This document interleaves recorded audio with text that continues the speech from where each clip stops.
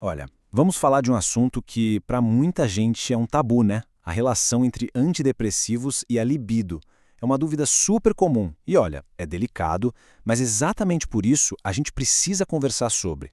Porque no fundo, entender o que está acontecendo no corpo é o primeiro passo para a gente conseguir achar um equilíbrio.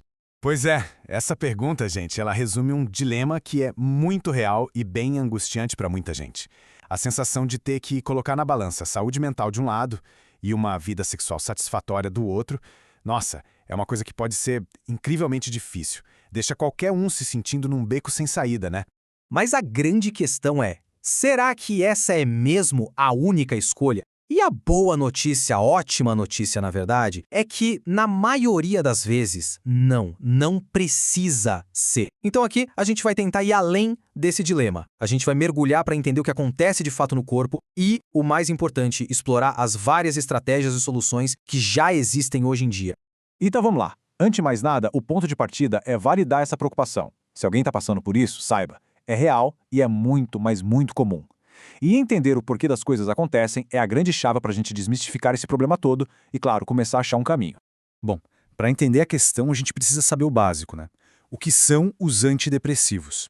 De um jeito bem simples, pensa que eles funcionam como se fossem maestros de uma orquestra, a orquestra química do nosso cérebro. O trabalho deles é basicamente ajustar os níveis daqueles mensageiros químicos, sabe? Os neurotransmissores. Tudo isso para quê? Para melhorar o humor e trazer de volta a sensação de bem-estar. Só que aí vem o desafio. Essa mesma regulação química, que é ótima para o humor, pode acabar respingando em outras áreas. Os efeitos colaterais sexuais mais comuns são esses aí. E de todos eles, o campeão de reclamações, o mais relatado de todos, é mesmo a diminuição da libido, ou seja, a queda no desejo sexual. Tá, mas por quê? Por que isso acontece? A resposta, olha, tá toda na neurociência. E pode acreditar, é bem mais simples do que parece. Bora entender então como essa engrenagem funciona de verdade lá dentro do nosso cérebro. E tudo se resume a uma palavrinha-chave, um neurotransmissor específico, a serotonina. Ela é a grande protagonista dessa história toda. É ela que é fundamental para a gente se sentir bem, mas, ao mesmo tempo, é o ponto de partida para a gente entender esses efeitos colaterais na vida sexual. O mais curioso é que a serotonina tem um efeito duplo. Pensa nela como se fosse uma chave mestra, que consegue abrir portas diferentes no cérebro. Quando ela se conecta num tipo de fechadura, o receptor 5-HT1, o humor melhora. Ótimo, perfeito. O problema é quando essa mesma chave se conecta em outra fechadura, o receptor 5-HT2A, aí ela acaba, sem querer, impactando a função sexual. E a história não para por aí, não. É uma verdadeira reação em cadeia. Esse aumento da serotonina pode criar um efeito dominó. Ele acaba, indiretamente, diminuindo a atividade de outros dois neurotransmissores, que são essenciais para o desejo. A dopamina, que é a molécula do prazer, da recompensa, e a norepinefrina, que está ligada à excitação, à motivação. Ok, agora vamos para uma parte que é talvez a mais importante de todas. A boa notícia, esses efeitos não são permanentes. Isso é super importante de frisar. Na grande, mas grande maioria dos casos, o desejo sexual volta ao normal. Seja porque o corpo se acostuma com a medicação ou depois que o tratamento termina. Não é um dano permanente. É fundamental guardar essa informação. Certo, saber que é temporário já dá um alívio, né? Mas e agora? Como fica o presente? A ótima notícia é que não é só uma questão de esperar e aguentar.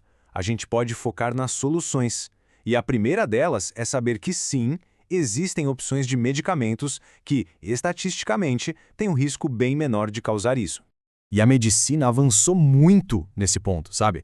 Hoje, com base em muitos estudos, na prática do dia a dia dos médicos, já dá para saber quais medicamentos oferecem um caminho, digamos, mais seguro, com menor chance de dar esses efeitos colaterais.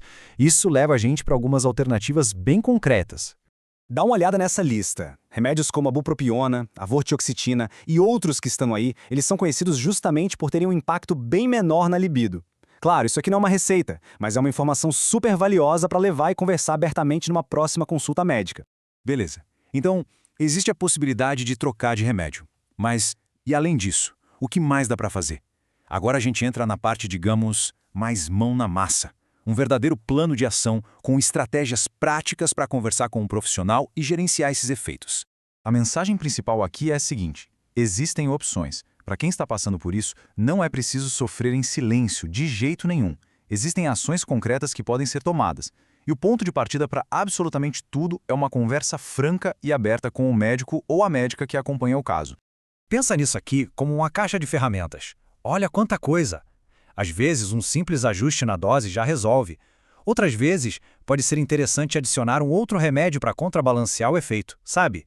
Tem também a opção de usar medicamentos que ajudam na ereção, mudar para um daqueles antidepressivos de menor risco e, claro, os ajustes no estilo de vida. Cada uma dessas ferramentas pode fazer uma diferença enorme. E falando em estilo de vida, o impacto pode ser, olha, surpreendente. Tem estudos mostrando que uma coisa tão simples, tipo 15 a 20 minutinhos de exercício moderado por dia, já ajuda a melhorar diretamente a libido. E os resultados são especialmente positivos para as mulheres que estão em tratamento. É algo prático e acessível. Bom, e para a gente ir fechando, é fundamental dar um passo para trás e olhar para o cenário completo, porque muitas vezes a questão é bem mais complexa do que parece logo de cara. E aqui tem um ponto que é crucial. É muito fácil a gente colocar toda a culpa no remédio, mas a verdade é que a própria condição que está sendo tratada, seja a depressão, a ansiedade e também o estresse do dia a dia, tudo isso por si só já são fatores que derrubam a libido. Uma boa forma de pensar nisso é como se a libido fosse um quebra-cabeça de 3 peças grandes. Uma peça são os efeitos do remédio, sim, mas a outra peça é a própria condição, a depressão ou a ansiedade. E a terceira peça é o estresse da vida. A solução quase nunca está em olhar para uma peça só, mas sim em entender como todas elas se encaixam. Então a gente termina com essa provocação. Qual é a verdadeira causa da baixa libido? Será que é uma coisa só? Provavelmente não. Analisar esse cenário completo, juntinho com um profissional de saúde, é sem dúvida o caminho mais eficaz para encontrar uma solução que funcione de verdade para cada pessoa, para cada história.